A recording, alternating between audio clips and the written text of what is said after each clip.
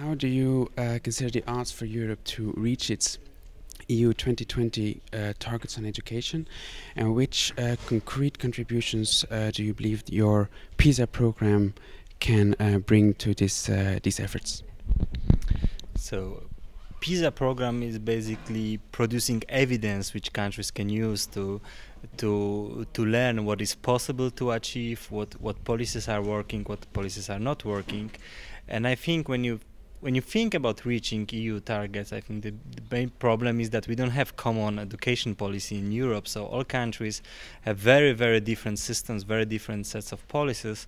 And what PISA provides is a picture, it's a snapshot of performance of students in these systems, and what we need really to reach these goals is to facilitate peer learning among European countries. So the countries which are successful in some aspects, and this can be, you can take evidence from PISA on this, these countries should teach other countries, or the other countries should learn from these successful countries how to reach these good outcomes.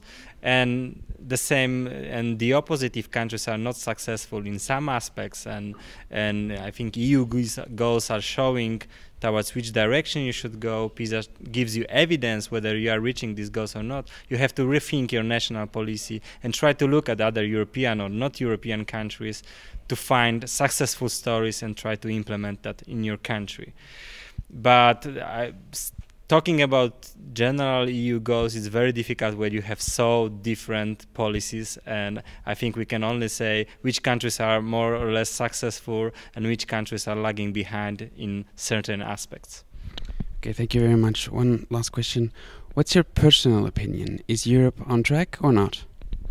Like I said, some countries are on track, or even progressing faster than it's needed, while some countries are lagging behind.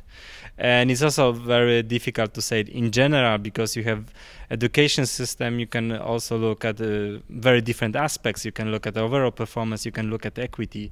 They often don't go together, and so some countries outperform others in terms of average performance, while they can improve in terms of equity.